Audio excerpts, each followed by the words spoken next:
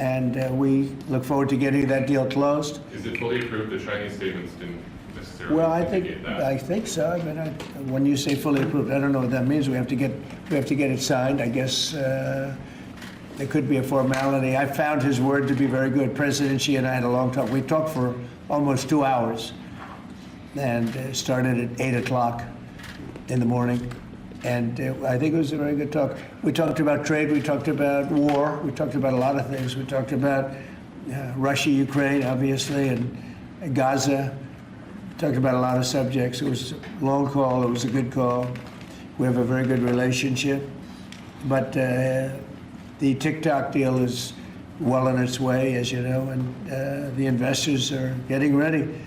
And I think China wanted to see it stay open, too. They wanted to see it. And I can tell you the young people in our country wanted to see it stay open very badly because, and if you take a look at my numbers, no Republican has ever done anything like we did. We got massive numbers of youth vote. And by the way, helped very much by Charlie Kirk. So Charlie was very much in favor of TikTok. He liked TikTok. And he said, you know, you should use it. And other people said that too, and I used it, and I don't know if I have I think I set records. I looked at numbers that are phenomenal. We'll pass them out to you. And it had probably a pretty big effect on the election because we won the election by a lot. So we are at a situation where in a little while, meaning a number of days, we'll probably, I don't know if you can make a deal with these people. I think these people are crazy. You know, again, anybody wants open borders and don't want to fight. They don't want to fight crime. They hate to fight crime.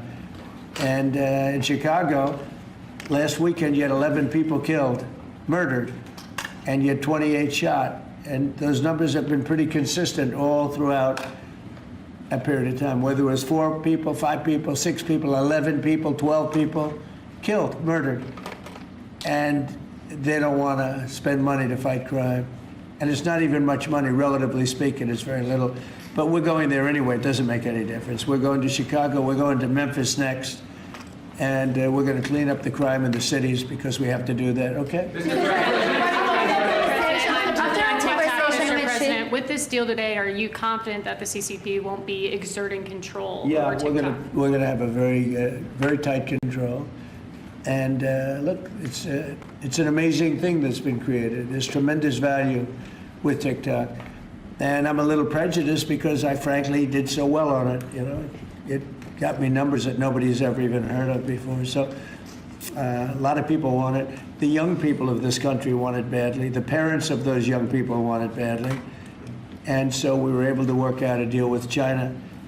And it's a very good deal for us. I hope it's a good deal for them. Would you be confident in or would you accept a deal where China controls the algorithm of TikTok? Well, it's all being worked out. We're going to have very good control. We have these are American investors, all of them. And they all love our country. They're all very well-known people, very famous people, actually, financially. And they'll have control of it. Mr. President, I want to thank President Xi because he was a gentleman, and we've just had a good relationship. And we wanted a lot of people in this country wanted to be open. And again, if it weren't open, maybe, I don't know. I think we won by so much it wouldn't have mattered. But we got a lot of votes. We got a lot of Republican votes from very young people.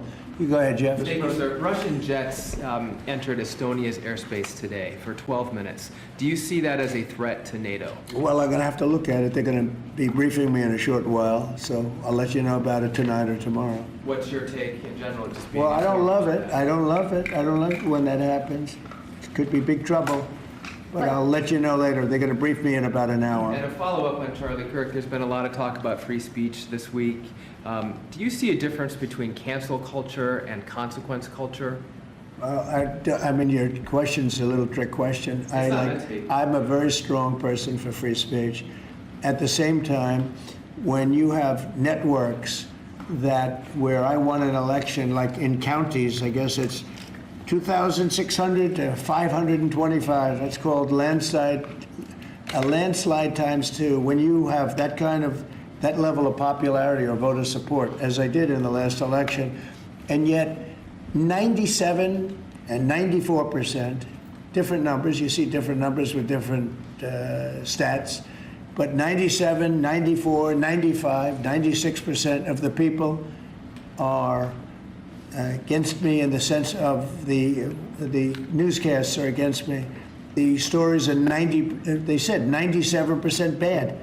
So they gave me 97. They'll take a great story and they'll make it bad. See, I think that's really illegal, personally. You can't have a free airwaves. You're getting free airwaves from the United States government, and you can't have that and say, and somebody that just won an election, and I had to go through this during the election. I think it's a miracle that I can win. When 97% of the stories on the networks are bad, or whatever it may be, whether it's 89, it doesn't matter. It's a tremendous number. You know it, you report it all the time, and it changes. But when you have that kind of a negative reporting, fake negative reporting, when they take a great story and they make it into a bad story constantly, that's what they do. Look, 60 Minutes took Kamala's answer and they threw it out and they gave her a different answer so that she sounded competent.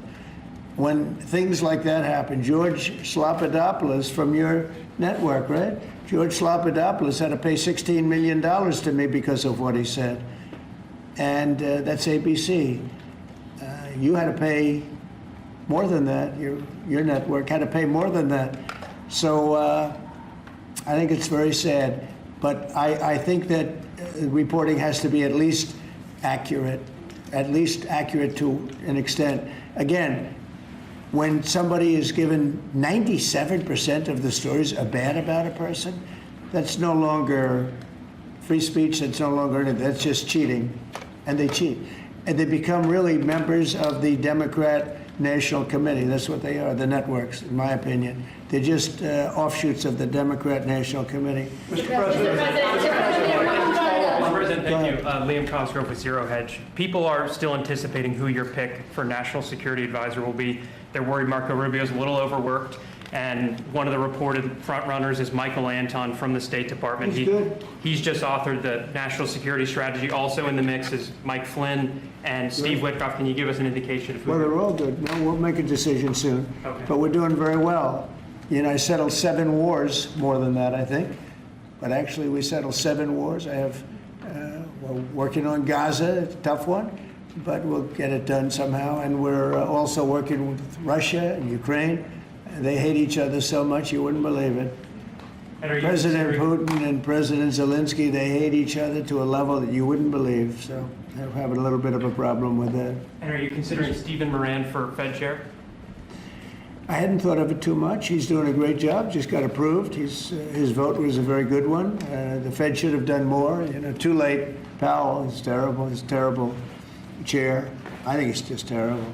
But despite that, we're powering through it. We have another record stock market today. We're very, very high levels, and we're at the highest levels. So we're setting records. Many, many days during my administration, we've set records, and we'll see what happens with 50,000. 50,000 is a pretty big number. Never come close. We're not so far away from it. So that's because they see what's happening. Not so much what's happening exactly right now, but they see all the plants that are being built. They see the kind of investment that's going to be made. When you take $17 trillion, so Biden had $250 billion, okay? Or putting a simpler way, they had much less than $1 trillion, but they had less than $1 trillion for 4 years. I have $17 trillion for 8 months. Nobody's ever seen anything like it. And I think they're looking at that and they're saying when those plants open, right now they're being built, a lot of them, and some are starting over the next year. It takes a while, but we're getting fast permits. And when those plants get built, I don't think there'll be anything like what we're going to experience yet. Mr. President, if I can, on the top subject of free speech, Ted Cruz compared Brennan Carr to a mob boss, the way he's threatening television stations and saying it's absolutely dangerous for the government to determine which speech is okay and which is not. What's your reaction to Ted Cruz? I think Brendan Carr is an incredible American patriot with courage. You know, it used to be, I remember in the old days that networks would have to get licensed, relicensed, and it was always a big deal. You know, they had to show honesty and integrity. When you have a network, again, I'll use the same numbers, whether it's 90 or 94 and 97, all different numbers, but when you have networks that give somebody 97% bad publicity or 94% bad publicity, I think that's dishonesty. And you know, they're getting free airwaves, right? You know that, right? You get them for nothing. These airwaves, they make millions and millions of dollars. The news makes millions of dollars. ABC, your network.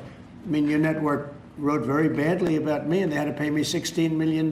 So you think I you have a wasn't right, looking or for that that. Brendan Carr has a right to No, I take think away the Brendan Carr is licenses? a patriot. I think Brendan Carr is a courageous person. I think Brendan Carr doesn't like to see the airwaves be used illegally and incorrectly and purposely horribly.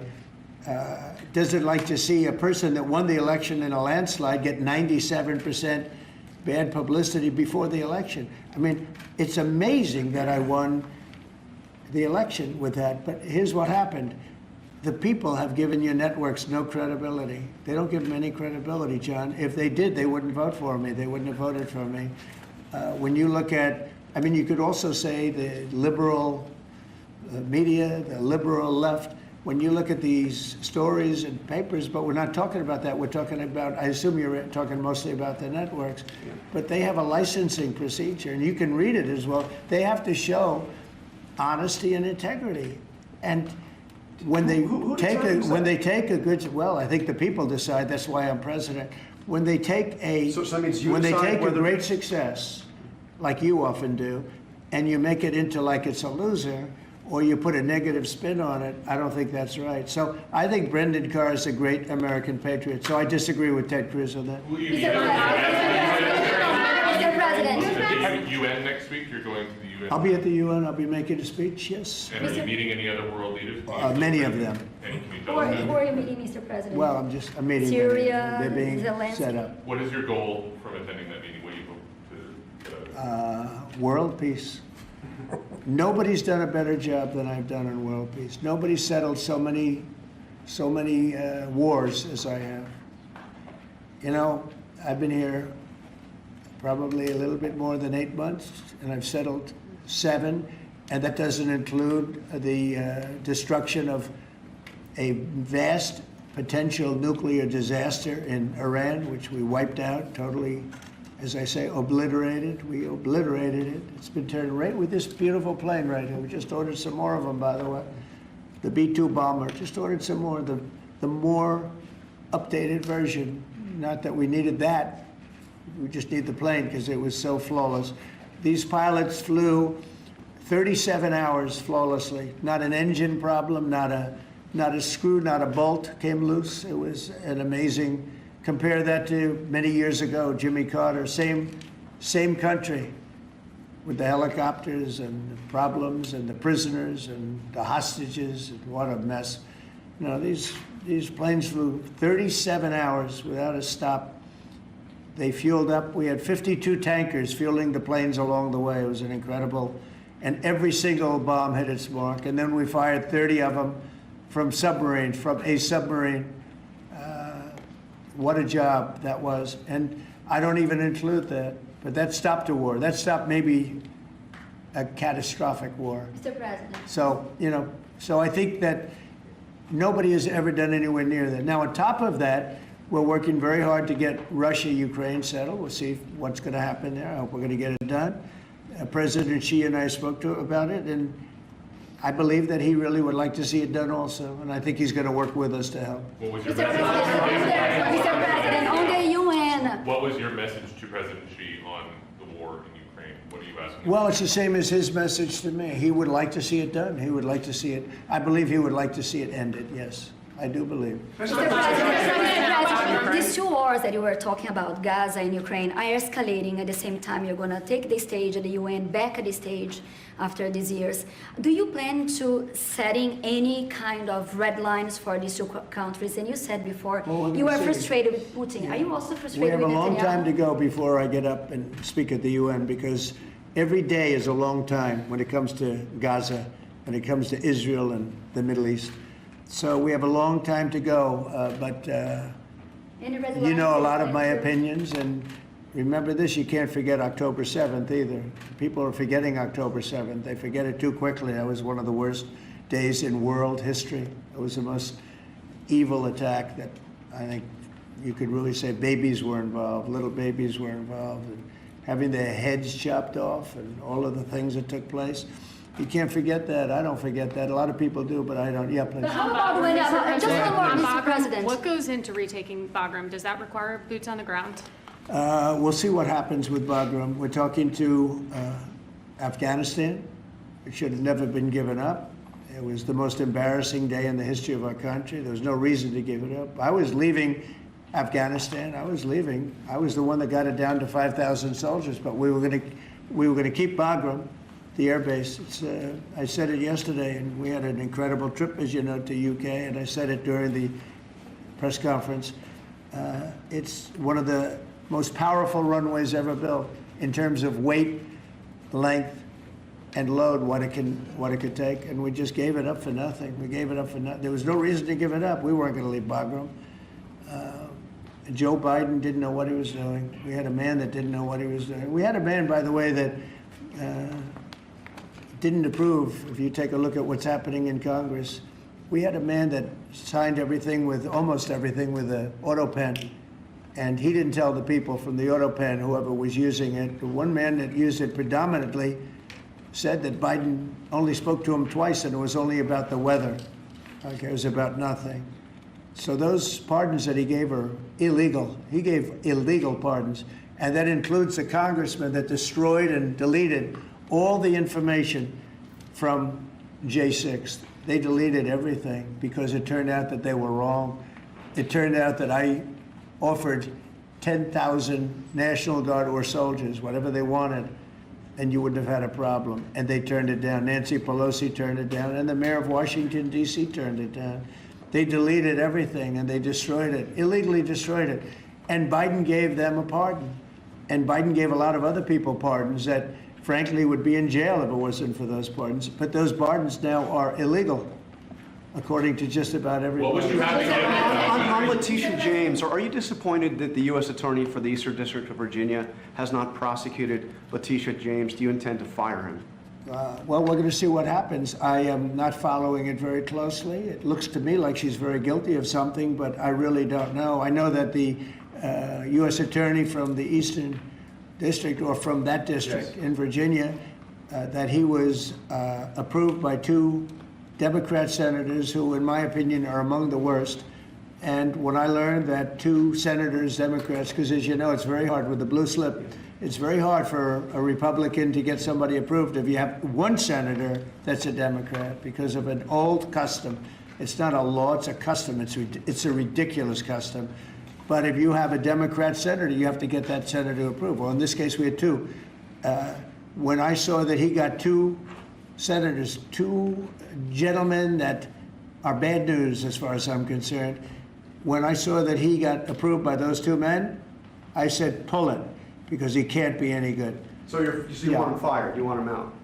Yeah, I want him out, yeah. When I learned that he was blue-slipped through by 2 Democrat senators in Virginia, people that would never vote for it, the people that haven't voted for us for probably years, okay, probably years. In my opinion, 2 bad guys. You know, they are, Warner and Kane. 2 bad guys, bad senators too. They do a terrible job for the people of Virginia. But when I saw that he got approved by these 2 terrible people that haven't voted, they just don't vote, no matter what it is, we could give them the greatest deal ever, and they still wouldn't vote. And they voted for this guy. And I have other people, judges, and I have U.S. attorneys from other states where I have the same situation, and they can't get approved. So when I learned that they voted for him, I said, I don't really want him. Okay. Mr. President, do you want to get? Have you seen Behind you, please. Have you seen the polling, the Gallup poll out of Ukraine that shows 23%, less than a quarter of Ukrainians actually support continuing the war against Putin? We saw the European leaders come here and try to say the world is united for the war effort, but Ukrainians have war fatigue themselves. Well, Have you I seen the don't blame bulletin? them. Your thoughts on it? I don't blame them. It's a war that never should have started. It's a war that never would have happened. If I were president, that war never would have happened, ever. That's a disgrace that that war happened. And they're losing anywhere from 5,000 to 8,000 people a week on that war, which is the worst since the Second World War. That's a war that should have never happened. And if you consider Would have cutting- never happened. And it didn't happen for 4 years. When I was here, it didn't happen. Go ahead. Have you considered cutting funding, even promises made by the Biden administration? Well, we're not spending any money on the war. You know, we're being paid for everything we said. Unlike Biden, he gave them $350 billion. And it's just, it was shocking.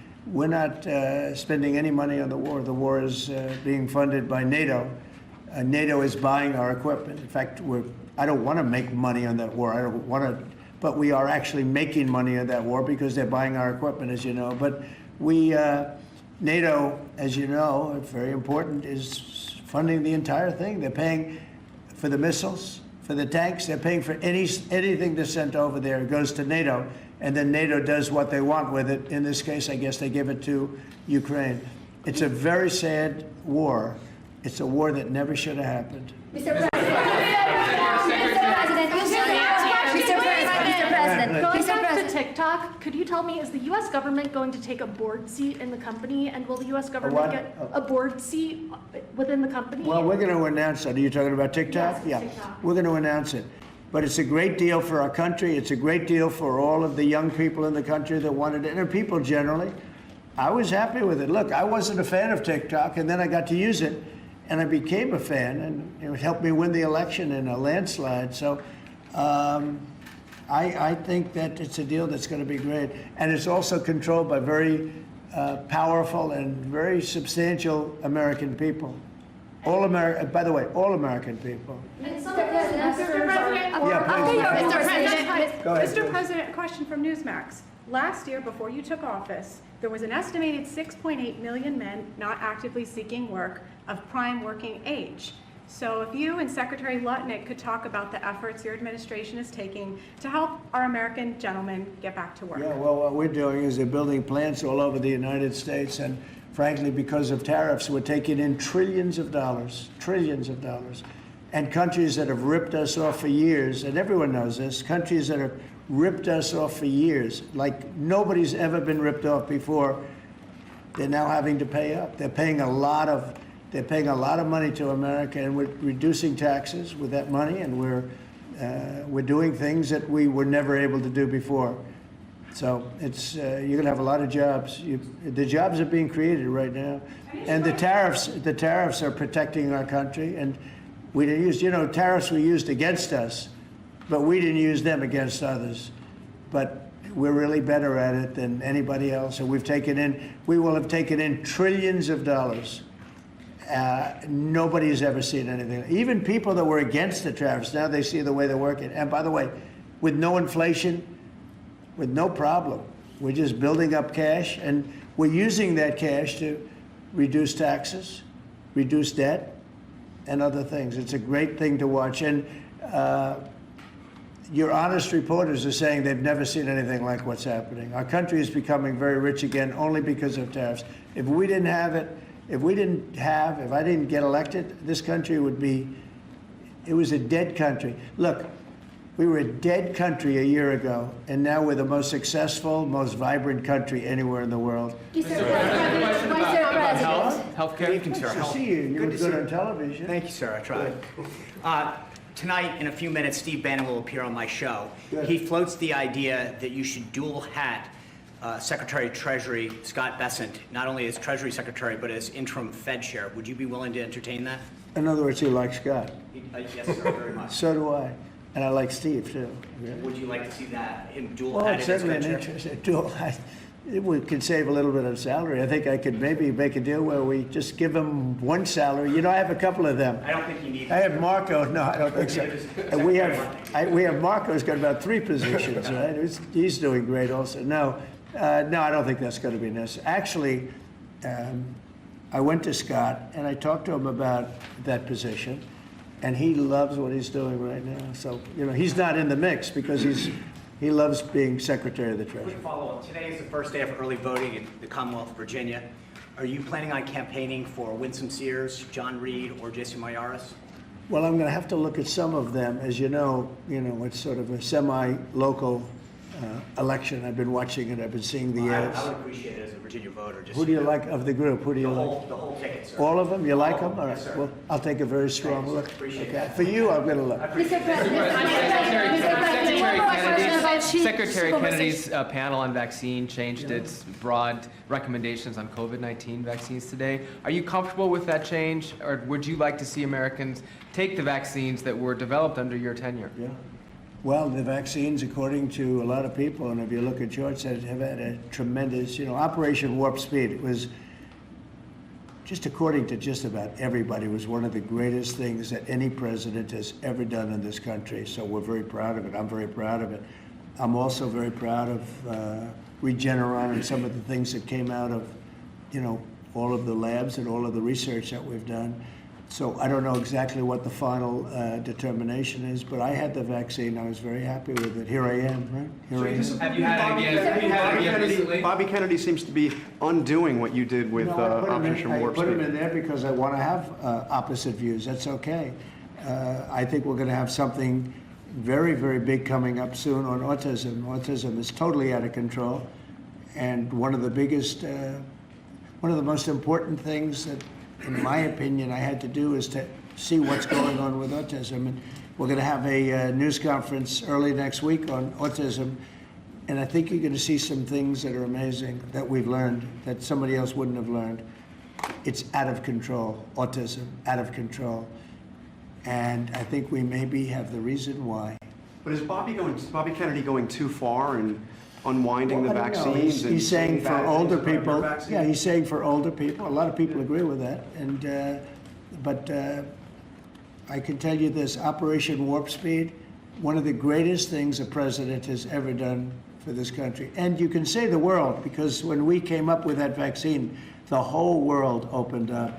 But I put Bobby there as somebody that will go either way. And I want the facts, but I also look at facts from Pfizer, where they spent a lot of money, and the other drug companies, they spent a lot of money on finding out the results after the fact, and the results were amazingly good.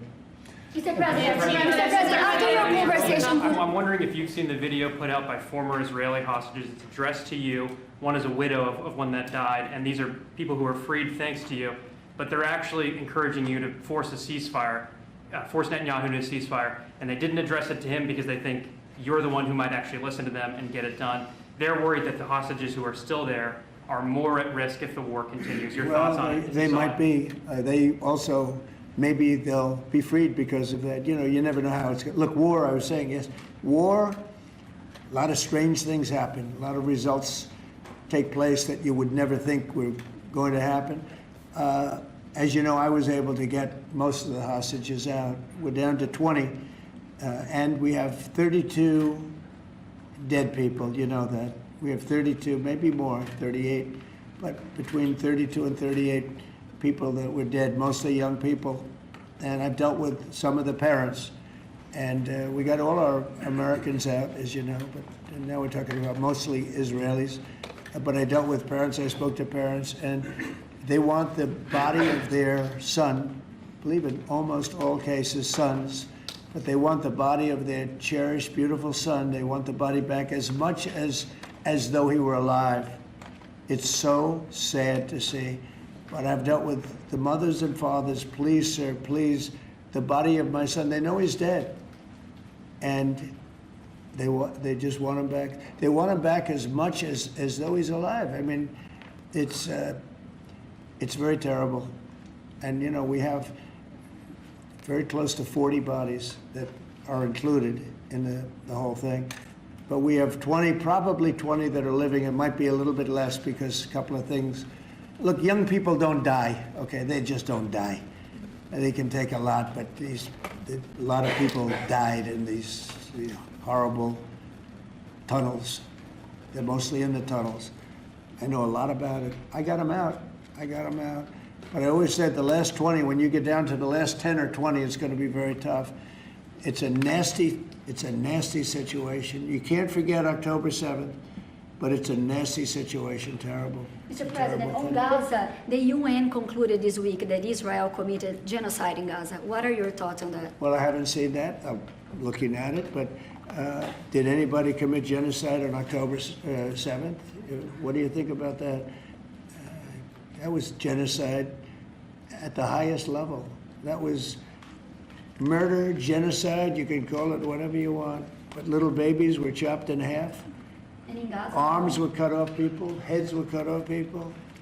That's In Gaza, genocide. now That's what? genocide also, I guess, right? What do you think when President, there's Mr. too much President, a uprising? question on your Memphis We're getting a deployment. fee from that deal. What is that fee Well, going to be in the U.S. it hasn't been government? fully negotiated, but we'll get something from the standpoint that Can you give us a sense we of worked what- hard, we put up a lot, we spent a lot of money on letting this come and letting this, it's a very, very big deal. It's a very powerful deal. And the United States really, I see it. I mean, people were saying, save TikTok, save TikTok. So many people. It's a big thing. And, China can be very proud that they were able to get that started. And so I very much appreciate President Xi's working with us on that, very much. On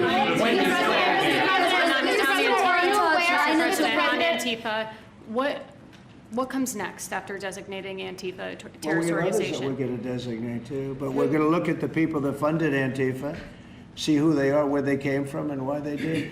Have you seen Portland at all? If you take a look what's happening in Portland, it's, this has been going on for years. It's just people out of control, they're crazy. We're going to stop that very soon. We have to get rid of a couple of other problems first. We're going to get rid of the problems in Memphis where you can't even walk a block without getting shot. We're going to get rid of the problems in Chicago. Chicago's a great city and we have to save it. We have to save it. I told you I had the head of the Union Pacific Railroad in my office and I said, so what do you think? You go to every city, you have railroads in you are the biggest railroad, beautiful railroad, he's a great guy. I said, what do you think? He said, sir, save Chicago. Don't let it go down. Save it. The way he said it was so meaningful to me. It was like terrible. In a way, it was terrible. Save Chicago. Who would ever think that we'd be sitting here talking about saving Chicago? Chicago's a great city. They have a terrible mayor. Terrible. He's at like 5% approval rating. He's an incompetent person. They have an incompetent governor, in my opinion. He's incompetent. 11 people get shot, and he says crime isn't a good shot. I mean, they're losing 4, 5, 6 people a week, getting killed by bullets, by knives. And then he says how wonderful it is, Chicago. So, well, it might be wonderful for him. I think they're afraid. Look, he's not a stupid guy. I really believe they're afraid to say, politically, I guess, from an ideology standpoint, from a democratic standpoint, he is afraid to say the fact that they have a very unsafe, very dangerous city. He should say, I'm going to call President Donald Trump and I'm going to ask him to send in the troops, to send in the National Guard and clean this hellhole up. Because Chicago can be a great city again. I'll tell you what, Washington, D.C. is a great place again. It's booming, and the restaurants are booming. And 6 months ago, 7 months ago, nobody could go outside. And even just walking around the White House, people here are thanking me for what I've done. They're thanking me. They're saying thank you. And I almost know what they mean, because they can walk to work.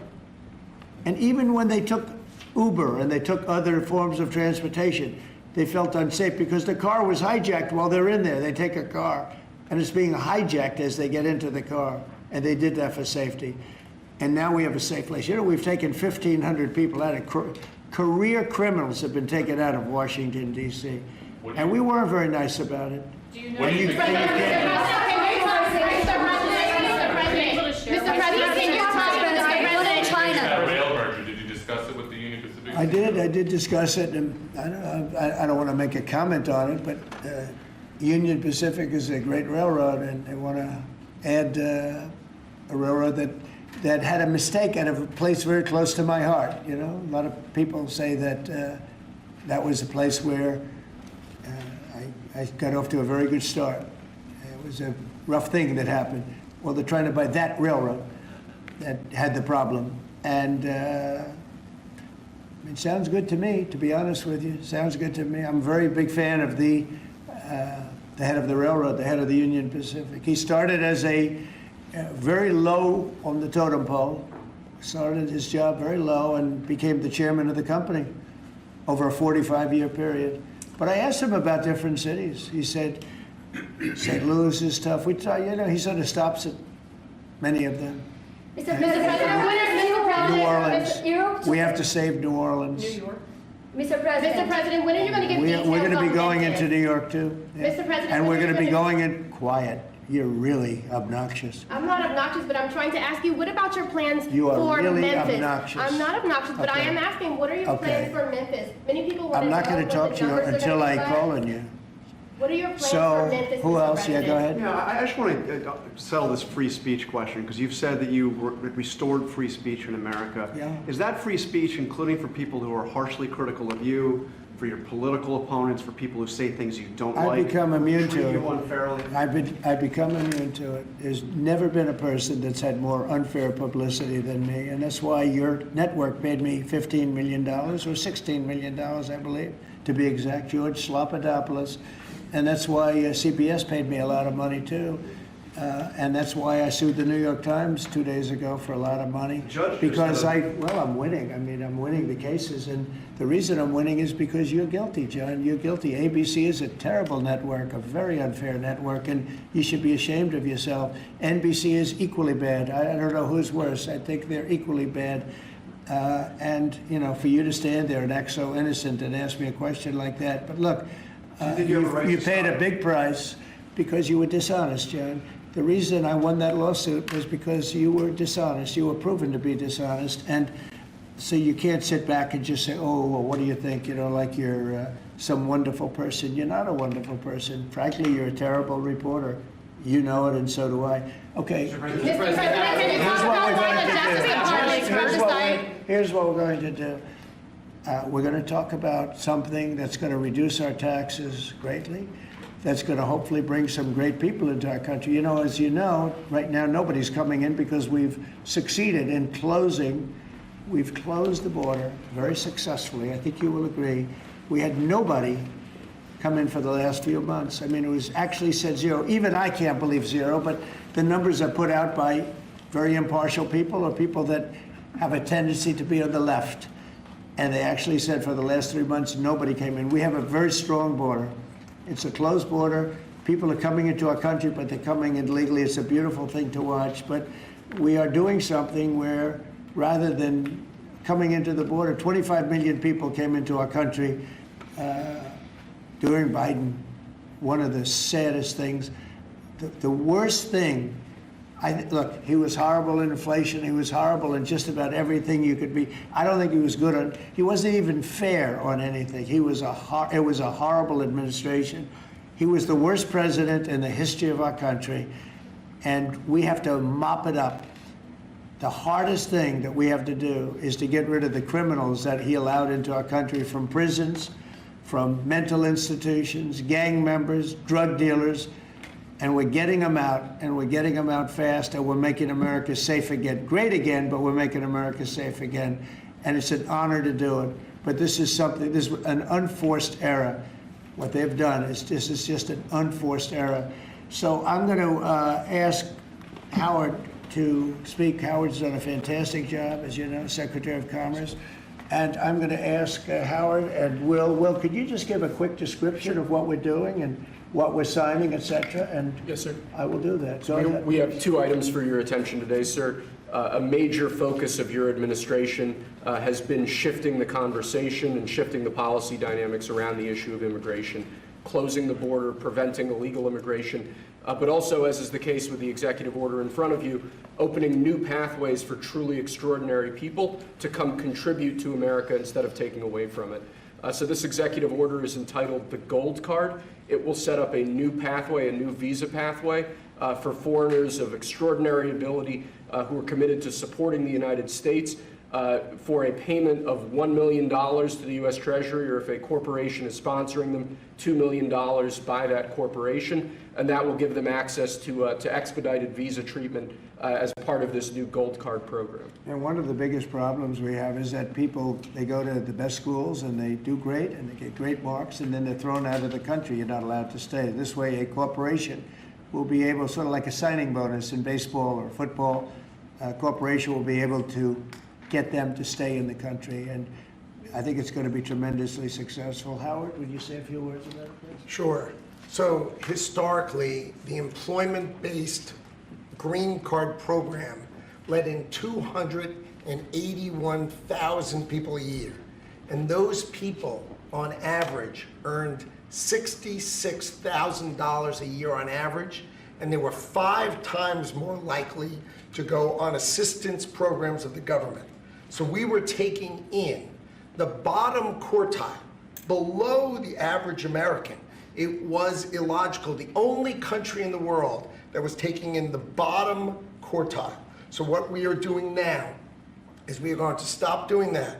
We're going to only take extraordinary people at the very top. Instead of people trying to take the jobs from Americans, they're going to create businesses and create jobs for Americans. And this program will raise more than $100 billion for the Treasury of the United States of America. Which we'll use for cutting taxes and paying down debt. We think it's going to be very successful. Essentially, we're having people come in, people that in many cases, I guess, are very successful or whatever, and they're coming in, they're going to spend a lot of money to come in, they're going to pay as opposed to walking over the borders, and they may come from jails, prisons, and everything else. These people don't.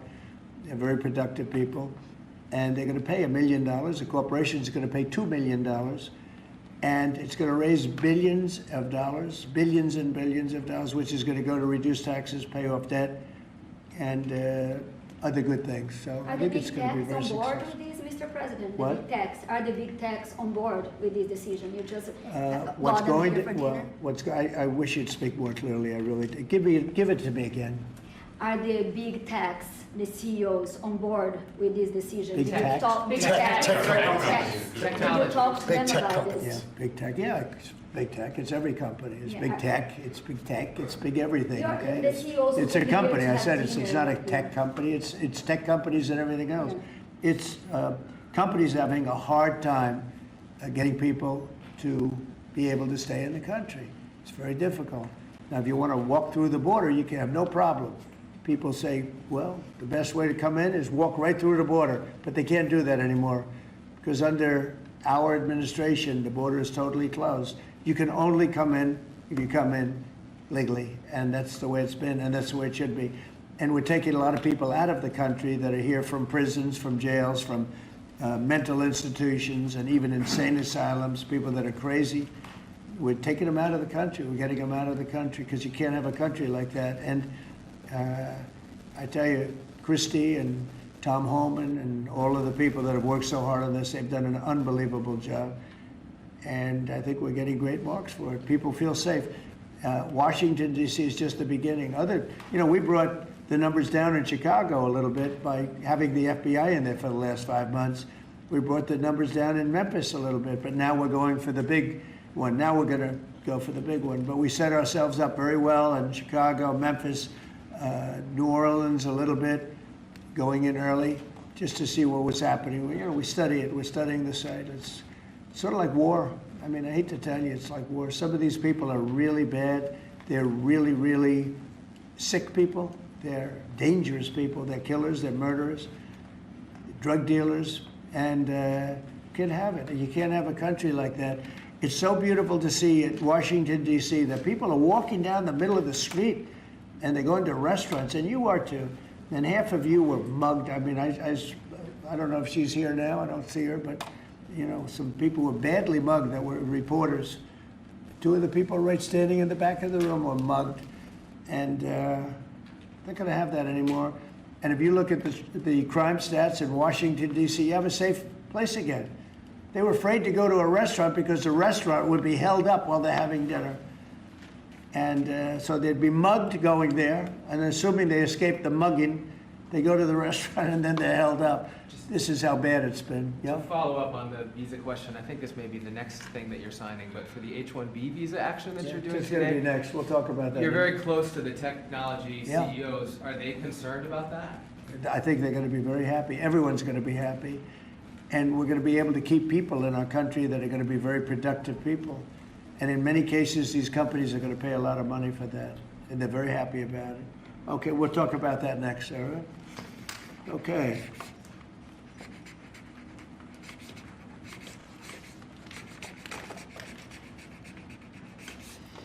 My friend, why don't you keep that, okay? Thank you.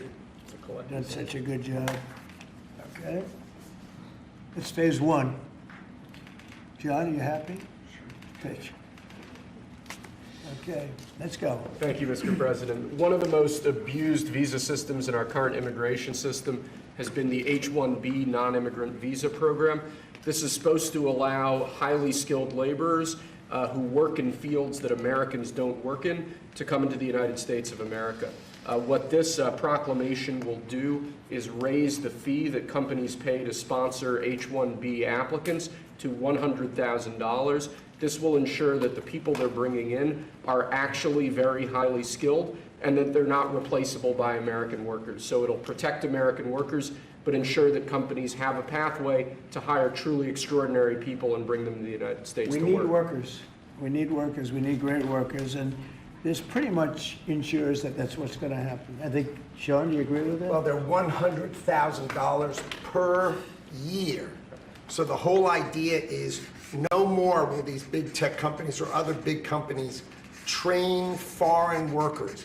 They have to pay the government $100,000, then they have to pay the employee. So it's just not economic. If you're going to train somebody, you're going to train one of the recent graduates from one of the great universities across our land, train Americans, stop bringing in people to take our jobs. That's the policy here, $100,000 a year for H-1B visas, and all of the big companies are on board. We've spoken to them about the gold card. They and love this. it. They love it. They really love it. They need it. Go ahead, Sean. Mr. President, it seems like there's two categories of visa programs. The H-1B that a lot of people believe take American jobs, and then the gold card and programs like EB-5 that add value and jobs to America. Is that sort of how you look at the visa program? Well, ideally, look, if somebody's got the people, they're not going to want to spend $100,000 as an example in your second category. So it's not taking jobs. And we need certain jobs. We need certain skilled jobs that we don't have.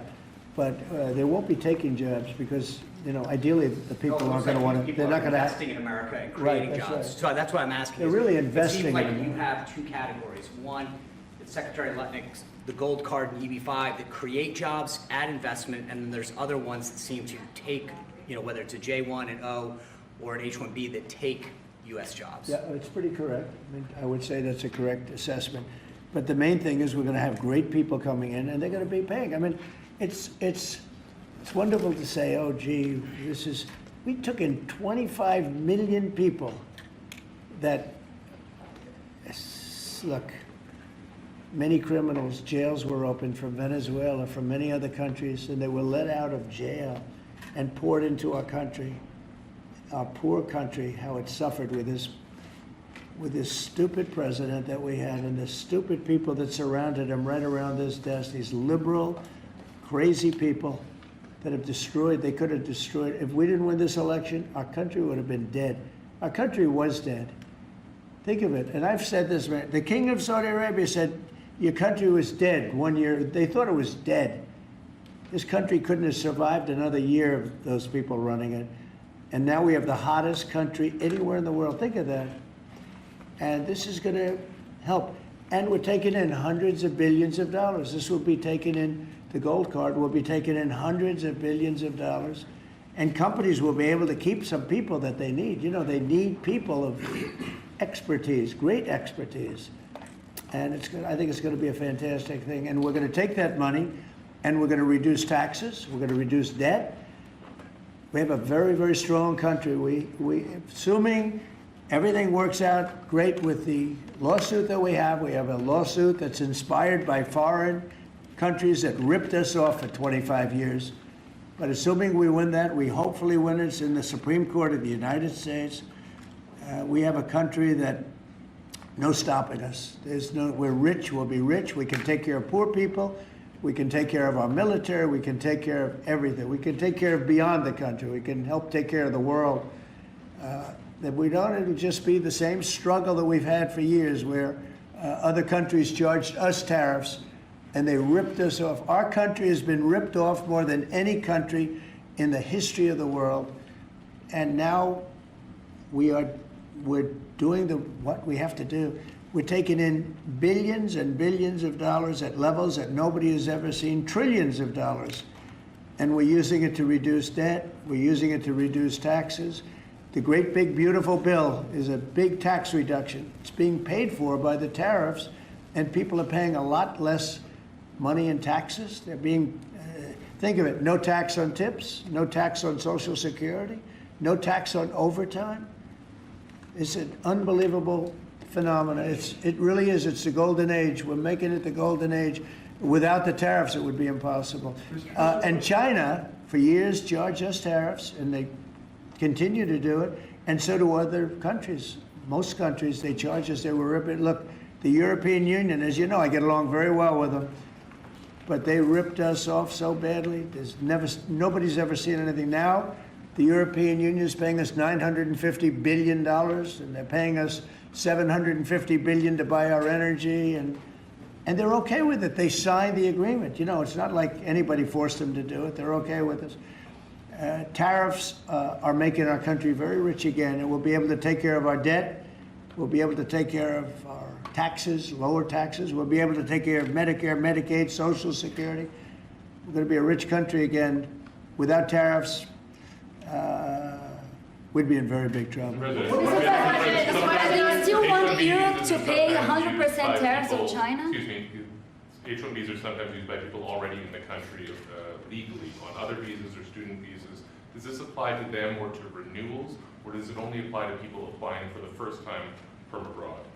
Renewals, first times, the company needs to decide, do they want, is that person valuable enough to have $100,000 a year payment to the government, or they should head home and they should go hire an American. The whole idea, it's annual, and it's for total, it can be a total of 6 years. So $100,000 a year, so either the person is very valuable to the company and America, or they're going to depart and the company's going to hire an American, and that's the point of immigration. Hire Americans and make sure the people coming in are the top people. Stop the nonsense of letting people just come into this country on these visas that were given away for free. President is crystal clear. Valuable people only for America. Stop the nonsense. And remember, the country, It's just a fee, right? yeah, Fee to America. the country would rather not have to pay $100,000, but and they'd rather, how do you do that? You hire Americans. So there's an incentive to hire American. But there may be instances where it's better off doing it through expertise or whatever it may be.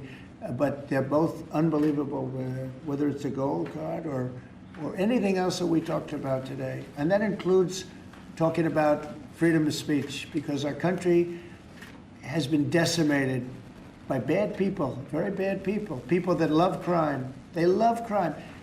Explain it to me. They don't want to have our military go in and save lives. But when you go and ask the people, do you mind having the National Guard come in if it meant safety? They look at the questioner like, what's wrong? What kind of a stupid question is that? Of course they do. We're going to have a safe country again. We're not going to have people shot, 11 people shot. Think of it. In Chicago, over a period of 6 or 7 weeks, 55 people were murdered. And then you have a governor saying how wonderful it is. It's not wonderful. It's very unsafe. There's not a place in the world. You go outside, you go to Afghanistan, you go to different places all over the world that you hear about. It's 20% of what's happening in places like Chicago. And you think of them as unsafe. Mexico City, it's a tough place, dangerous place. The crime rate is lower. Think of it. What's happening to our country? We're not going to let it happen. And I think I got elected largely for that reason. So we're going to have a safe country again. We're going to have a great country again. We're doing unbelievably. We have the highest stock market in history. We have the most investment we've ever had, ever, as a country coming in. And we're very simple. You know, they said, how'd you get elected? I got elected because I'm going to make America great again. That's what we're doing. We're making America great again. Thank you very much, everybody. Thank you, press. Thank you, press. Thanks, guys. We'll go out the door right there. Thank you. Thanks, guys. Thank you. Let's go.